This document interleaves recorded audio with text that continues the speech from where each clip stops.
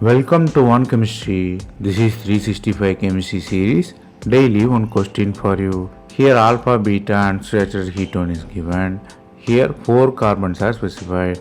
P, Q, R and S. You have to find among the 4 which one is more acidic. Everybody knows acidity means easy release of H+.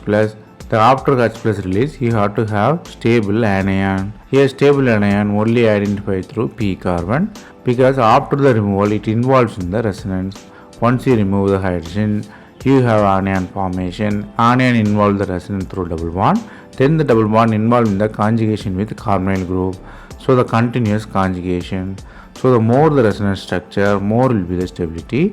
So our answer is P there. Here the concept you have to learn here is more resonance structure, more will be the stability, and easy release of H+ anion always favor the stable anion.